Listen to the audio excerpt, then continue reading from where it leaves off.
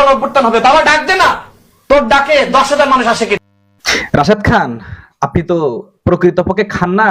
এখন তো নাম এসেছে খান, দিলেই সে খান হয়ে যায়, কিন্তু আপনি তো বংশগত খান না। যদি বংশগত খান হইতেন এরকম দালালি করতে পারতেন না আপনি।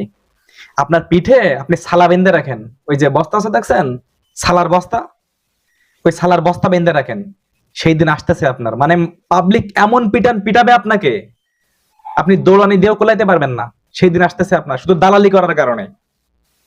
আপনি আপনার দলকে বিসর্জন দিছেন, আপনার দলকে, আপনার তৈরি করা দলকে আপনি বিসর্জন দিছেন শুধু টাকার জন্য। বাংলাদেশের মানুষকে এতটা বোকা ভেবেন না, মানুষ এতটা বোকা না। যে দেশের মানুষ অন্যায় না করলেও অন্যায় খুশিয়ে খুশিয়ে বের করে, সে দেশের মানুষের সাথে আপনি অন্যায় করবেন আর বুঝতে পারবে না, ইম্পসিবল দ্যাট, অসম্ভব, সেটা কখনোই সম্ভব না। আপনার এমন দিন আসতেছে শুধু এই দালালি করার কারণে। আর বিএনপি সবচেয়ে বড় ভুল করতেছেন, এইসব কিছু দালাল তাদের দলের ভিতরে আশ্রয় দিয়ে। একটা আন্তর্জাতিক বিয়াদব, এক এক সময় এক একজনকে ভালো বলে।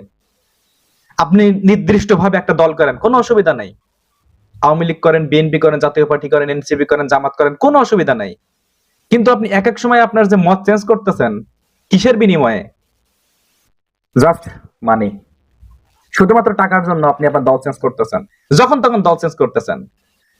এই যে নূর থেকে শুরু করে আমতারেক, ব্যাং তারেক, এদের মতো যারা আছেন আপনারা আর কি, আপনাদের অবস্থা খুব করুণ হবে। রাশেদ খান, আপনি সাবধান হয়ে যান। রাশেদ খান, খান তো না, আপনি সাবধান হয়ে যান। রাশেদ, আপনি সাবধান হয়ে যান, সামনে খুব করুণ দিন আসতেছে আপনার। ধন্যবাদ আপনাদের সবাইকে আমার এই ভিডিওটি দেখার জন্য। আল্লাহ হাফেজ।